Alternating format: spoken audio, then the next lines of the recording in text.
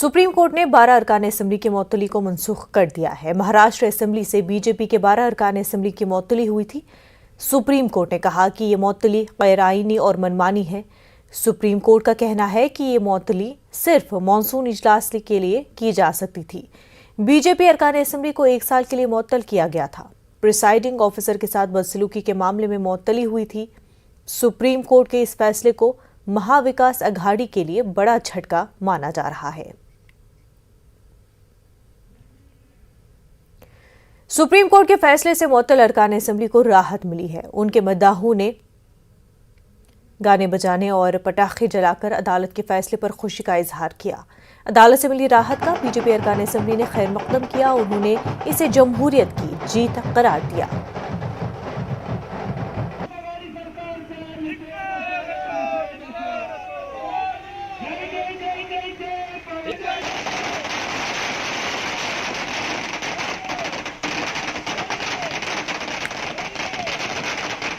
कि महाविकास आघाड़ी सरकार जिस तरह से कानून को ताक पे लेकर चल रही थी, सुप्रीम कोर्ट के आज के आदेश के बाद लोकशाही पद्धति में मूल्यों को किस तरह से रखना, ये शायद अब सरकार सीखेगी। निश्चित ही इस निर्णय का हम स्वागत करते हैं और बार बार सरकार को कोर्ट के अंदर से फटकार लग रही है। महाविकास आघाड़ी ने इस पर सोचना चाहिए।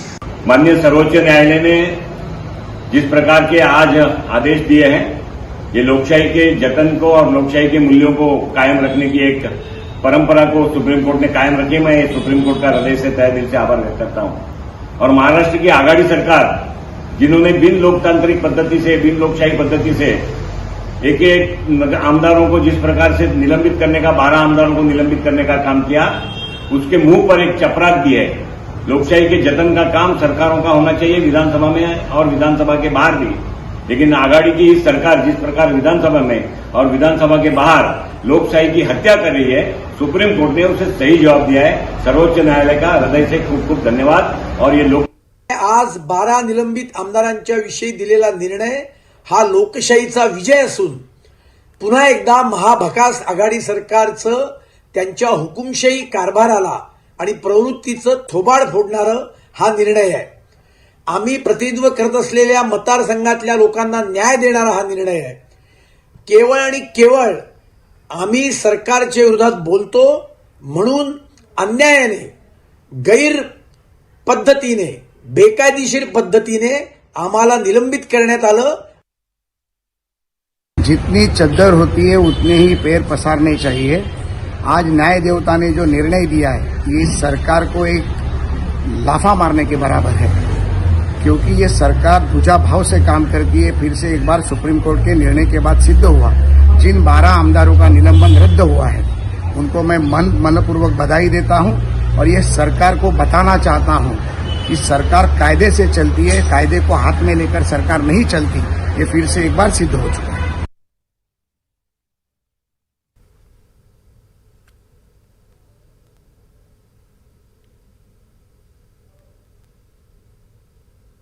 देखिए, सुप्रीम कोर्ट के इस आदेश का हम बहुत बहुत स्वागत करते हैं। सुप्रीम कोर्ट ने महाराष्ट्र सरकार के असंवैधानिक रवैये को एक प्रकार से इस निर्णय के माध्यम से थप्पड़ जड़ा है। जिस प्रकार से एक स्टोरी तैयार करके ये 12 लोगों को सस्पेंड कर एक अननेचुरल मेजॉरिटी तैयार करने का प्रयास सरकार के माध्यम से किया गया था, उस प्रयास को केवल अनकॉन्स्टिट्यूशनल नहीं, इलीगल और इरेशनल भी सुप्रीम कोर्ट ने कहा है। मुझे ऐसा लगता है कि इससे ज्यादा कड़े शब्द सुप्रीम कोर्ट इस्तेमाल नहीं कर सकता। सरकार को शर्म आनी चाहिए। बीजेपी के रुकन असेंबली योगेश सागर ने सुप्रीम कोर्ट के फैसले को महाराष्ट्र की अघाड़ी हुकूमत के मुंह पर तमाचा करार दिया। मुअत्तल किए गए 12 अरकान असेंबली में योगेश सागर भी शामिल थे। वहीं अदालत के फैसले को बीजेपी लीडर अतुल ने भी सराहा है। उन्होंने भी सुप्रीम कोर्ट के फैसले से खुशी का इजहार किया है। वहीं सुप्रीम कोर्ट के फैसले से अघाड़ी हुकूमत की सुबकी हुई है। रियासती वजीर नवाब मलिक का कहना है कि अदालत के फैसले की कॉपी मिलने के बाद सभी नुकात पर गौर किया जाएगा। विधायकों के निलंबन को लेकर सुप्रीम कोर्ट का जो फैसला आया है, फैसले की परत विधिमंडल सचिवालय को प्राप्त होने के बाद विधिमंडल सचिवालय उस निर्णय का अभ्यास करेंगे और निश्चित रूप से उस पर अंतिम निर्णय ये अध्यक्ष महोदय लेंगे। सवाल सिर्फ महाराष्ट्र का नहीं, सवाल देश भर की विधानसभाओं का है, पार्लियामेंट का है। पार्लियामेंट का अधिकार, विधानसभा का अधिकार वो अंतिम है कि उस पर कोर्ट का आदेश लागू होता है। ये सब बिंदुओं पर विधिमंडल सचिवालय अभ्यास करेगा और उसके बाद अंतिम निर्णय अध्यक्ष महोदय लेंगे। SC/ST के लिए प्रमोशन में रिजर्वेशन देने के मामले में सुप्रीम कोर्ट ने रिजर्वेशन की शराइत को कम करने से इनकार कर दिया है। सुप्रीम कोर्ट ने कहा कि प्रमोशन में रिजर्वेशन देने से पहले हुकूमत आदादोशुमार हासिल करे। 3 जजों की बेंच ने यह फैसला सुनाया है।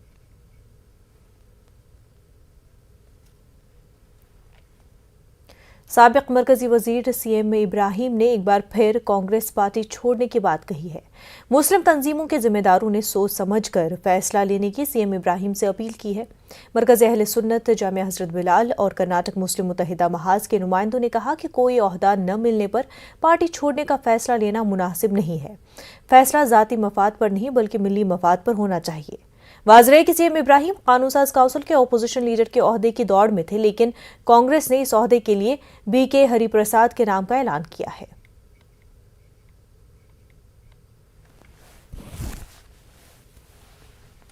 साहब के वीडियो को देखा, उन्होंने कहा मैं कांग्रेस को तलाक देना चाहता हूं। इस तरह की बात है तो मैं उनकी बारगाह में भी गुजारिश करूंगा कि आप एक ओहदे के लिए इस तरह, आप तजुर्बेकार लीडर हैं, आप बहुत माहिर हैं, मजे हुए हैं आप एक लीडर, तो आपको इस तरह की ज़बान आपके लिए भी बेहतर नहीं है कि एक ओहदे के लिए आप ये कहें। हम जानते हैं कि मुसलमान लीडरान के साथ खिलवाड़ होता है, तो आपको आपकी दबंगी होनी चाहिए। आपकी जिस आप पार्टी में रहते हैं उसमें आपकी एक अच्छी शनाख्त होना चाहिए। आप भी कौम के लिए काम करेंगे। आज हम देखते हैं कि कौम के दरमियान हम आते हैं, जो वादा करते हैं वो काम तो नहीं हो पाते हैं। बाद में जब पार्टियां जब निकाल देती हैं फिर कौम का बहाना लेकर आगे बढ़ते हैं। ये तो काफ़ी दिनों से बातें सुनने में आ रही थी, लेकिन अब ऐसा लगता है कि वो पार्टी छोड़ने पर तुले हुए हैं। ये ठीक है, उनका अपनी मर्जी है, उनको पूरा इख्तियार है कि जिस पार्टी में चाहे वो रहें, लेकिन सिर्फ इस वजह से कि उन्हें लीडर ऑफ द अपोजिशन नहीं बनाया गया इसलिए पार्टी छोड़ रहे हैं। अगर ये वजह बनाकर पार्टी छोड़ते हैं तो मैं समझता हूँ कि ये मुनासिब नहीं, इसलिए कि अपने मफाद के लिए पार्टी को छोड़ना होगा। अक़लियतों की बेहतरी या उनकी बहबूदी के लिए उनके साथ नाइंसाफ़ी की बात नहीं, बल्कि वो मुझे नहीं बनाया गया इसलिए पार्टी छोड़ रहा हूँ, ये शायद मेरा ख्याल से सही नहीं है। इस वक्त एक बड़ी खबर सामने आ रही है। शुमाल मशक्क़ी दहली फसादात मामले से जुड़ी हुई ये बड़ी खबर है। दिल्ली पुलिस ने ताज़ा पेशरफ्त की रिपोर्ट दाखिल की है। 758 मुकदमात के हवाले से ये रिपोर्ट दाखिल की गई है। ट्रायल कोर्ट में मुकदमात के मराहिल की जानकारी दी है। काफ़ी अहम खबर आपको बता रहे हैं। शुमाल मशक्क़ी दहली फसादात मामले से जुड़ी हुई ये बड़ी खबर है। दिल्ली पुलिस ने ताज़ा पेशरफ्त रिपोर्ट दाखिल की है। 758 मुकदमात के हवाले से ये रिपोर्ट दाखिल की गई है। आपको बता दें कि ट्रायल कोर्ट में मुकदमात के मराहिल की जानकारी दी गई है।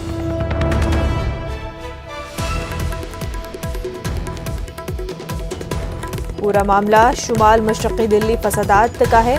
इस हवाले से दिल्ली पुलिस ने ताज़ा पेशरफ्त की रिपोर्ट ट्रायल कोर्ट में दाखिल की है। 758 मुकदमात के हवाले से ये रिपोर्ट दाखिल की गई है। ट्रायल कोर्ट में मुकदमात के मराहिल की जानकारी दी गई है। आगे बढ़ते हैं। वजीर आजम नरेंद्र मोदी किरियप्पा ग्राउंड में नेशनल कैडेट कोर के प्रोग्राम में शिरकत की। इस मौके पर नुमायां कारकर्दगी अंजाम देने वाले कैडेट्स में मेडल और ट्रॉफी तकसीम की।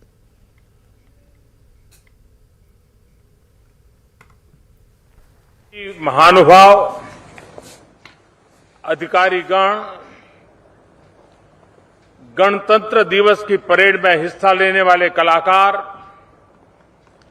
एनएसएस, एनसीसी के साथियों, इस समय देश अपनी आजादी का अमृत महोत्सव मना रहा है। ये भारत की उस युवा शक्ति के दर्शन है जो हमारे संकल्पों को पूरा करेगी, जो 2047 में जब देश आजादी के 100 साल पूर्ण करेगा, 2047 के भव्य भारत का निर्माण करेंगी। मुझे गर्व है कि मैं भी कभी आप ही की तरह एनसीसी का सक्रिय कैडेट रहा हूं।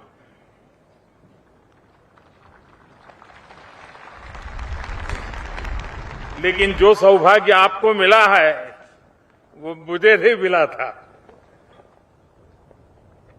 मुझे एनसीसी में जो ट्रेनिंग मिली, जो जानने सीखने का अवसर मिला, आज देश के प्रति अपनी जिम्मेदारियों के निर्वहन में मुझे उन संस्कारों से, उस ट्रेनिंग से असीम ताकत मिलती है।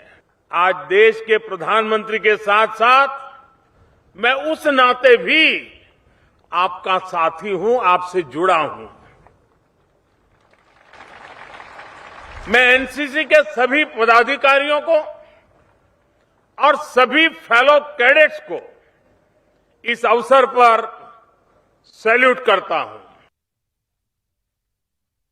समाजवादी पार्टी के सीनियर लीडर आजम खान के साहिबजादे अब्दुल्ला आजम ने अपनी रिहाइशगाह पर प्रेस कॉन्फ्रेंस मुनक्किद की।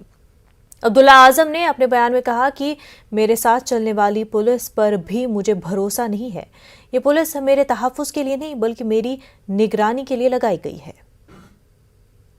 नामांकन का पर्चा है वो रिटर्निंग ऑफिसर के सामने है, उसका यहाँ जिक्र करने से कोई फायदा नहीं। लेकिन बस मैं वो लोगों से कहूंगा कि आप मजबूती से चुनाव लड़ो, जनता के बीच जाओ, चुनाव लड़ो। अगर मैं गलत हूं मुझे हराओ, कम मना कर रहा हूं आपसे। भाई आपके साथ अधिकारी हैं, आपके साथ पुलिस है, आपके साथ दो सरकारें हैं, मैं तो अकेला हूं, मेरे साथ तो कोई भी नहीं है। मेरे साथ तो जो पुलिस वाले चल रहे हैं मुझे उन पर भरोसा नहीं है कि वो ही किसी चीज में रख दें या वही गोली मार दें। मैं तो अकेला हूं। आपको अपनी सुरक्षा से भी खतरा है? मेरी सुरक्षा बस मेरा मालिक करता है, इसके अलावा जो मेरे साथ लोग रहते हैं वो करते हैं। मुझे किसी की सुरक्षा नहीं चाहिए। वो मेरी सुरक्षा के लिए नहीं लगाए गए, वो ये इन्फॉर्म करने के लिए लगाए गए कि मैं किससे मिल रहा हूँ और किससे नहीं मिल रहा हूँ। मेरे चुनाव पे तो जिक्र ही नहीं हो रहा, कहीं जिक्र नॉमिनेशन पर हो रहा है। नॉमिनेशन मैंने फाइल करा है भाई, रिटर्निंग ऑफिसर के सामने है। मेरे ख्याल से उनके फैसले का इंतजार कर लेना चाहिए। जिन लोगों को, जो लोग नॉमिनेशन फाइल तो करें, हम ये कर देंगे, हम वो कर देंगे, अच्छा क्यों इतना घबरा रहे हैं नॉमिनेशन से? भाई अगर मैं गलत हूँ, मैं जनता के सामने जाऊंगा, जनता मुझे उसे जवाब देगी। आप गलत हो, जनता आपको जवाब देगी। उनके ऐसे बात करने से लोगों में उन्हीं के लिए गलत मैसेज जा रहा है। वो खुद अपनी कमजोरी जाहिर कर रहा है। चुनाव लड़े, चुनाव में आए। मध्य प्रदेश के वज़ीर दाखिला डॉक्टर निरोत्तम मिश्रा ने साबिक़ सदर जमहूरिया हिंद हामिद अंसारी के बयान की मजम्मत की है। डॉक्टर निरोत्तम मिश्रा ने कहा कि जैसे जैसे उत्तर प्रदेश के इंतखाबात करीब आ रहे हैं, वैसे वैसे टुकड़े टुकड़े गैंग के हामी बेनकाब होते जा रहे हैं। हामिद अंसारी मुल्क के नायब सदर जमहूरिया रहे हैं और उन्होंने आलमी सतह पर मुल्क मुखालिफ बयान देकर अपनी तंग नजरी का सबूत दिया है। निरोत्तम मिश्रा ने इस मौके पर कमलनाथ, दिग्विजय सिंह, सलमान खुर्शीद, राशिद अलवी को भी तनकीद का निशाना बनाया है। क्या कहते हैं डॉक्टर निरोत्तम मिश्रा, आप भी सुनिए। जैसे उत्तर प्रदेश का चुनाव नजदीक आता जा रहा है, वैसे वैसे टुकड़े टुकड़े गैंग के समर्थक बेनकाब होते जा रहे हैं। हामिद अंसारी जी, इस देश ने आपको दो बार देश का उपराष्ट्रपति बनाया है। इस तरह की ऑनलाइन वैश्विक मंच पर राष्ट्र विरोधी बंद करके आपने अपनी संकीर्ण मानसिकता का ही परिचय दिया है। कांग्रेस के नेता, चाहे कमलनाथ हो जो महान भारत को बदनाम भारत कहते थे, चाहे दिग्विजय सिंह जी हो, चाहे कांग्रेस के नेता सलमान खुर्शीद हो, चाहे कांग्रेस के नेता राशिद अलवी जी हो, किसी भी स्तर पर ये राष्ट्र विरोधी बात करने या राष्ट्र को अपमानित करने का कोई मौका नहीं छोड़ते हैं। जो माननीय मोदी जी कहते हैं देश को बदनाम करने का जो प्रोपोगंडा है वो धीरे धीरे आप सबके सामने आ रहा है। एनटीपीसी इम्तिहान के नताइज में धांधली के खिलाफ तुलबा सड़कों पर हैं। हाजीपुर, समस्तीपुर, सुपौल समेत कई जगहों पर सड़कें जाम और आगजनी की गई। तुलबा के बंद की ओपोजिशन जमातें हिमायत कर रही हैं। वजारत रेल की जानिब से इस पूरे मामले की जांच के लिए कमेटी तश्कील दी गई है, लेकिन तुलबा इससे मुतमईन नहीं नजर आ रहे हैं।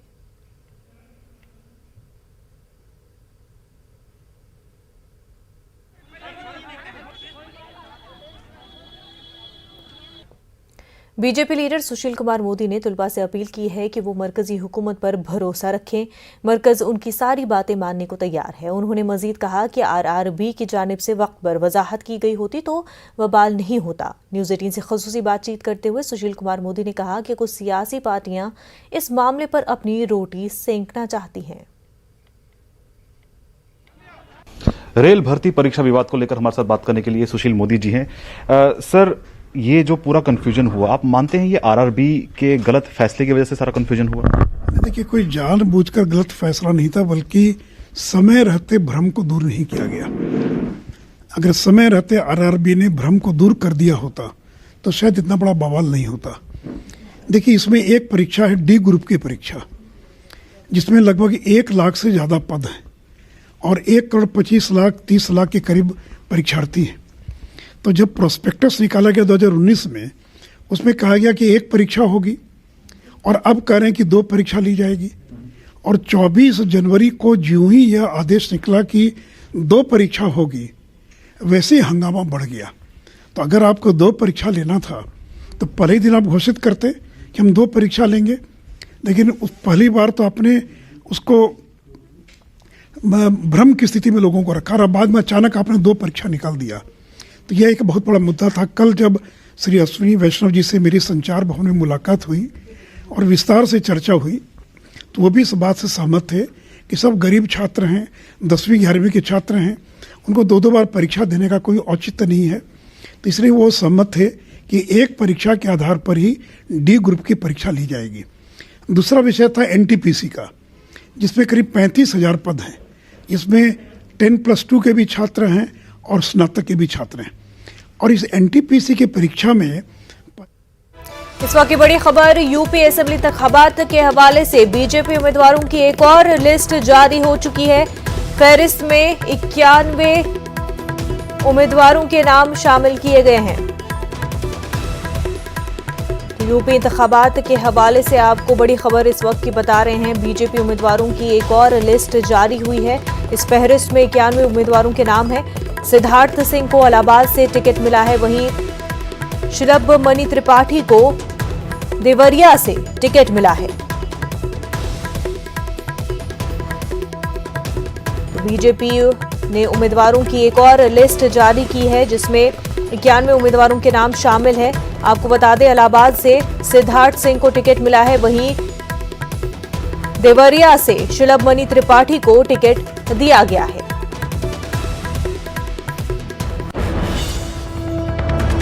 इंतखाबात यूपी के करीब है। 10 फरवरी को पहले फेज के तहत वेस्टर्न यूपी में वोटिंग होनी है। और आपको बता दें कि बीजेपी ने उम्मीदवारों की एक और लिस्ट जारी की है। फहरिस्त में 91 उम्मीदवारों के नाम है। इलाहाबाद की अगर हम बात करें तो सिद्धार्थ सिंह को इलाहाबाद से टिकट मिली है, वहीं पार्टी ने देवरिया से शिलब मणि त्रिपाठी को टिकट दी है।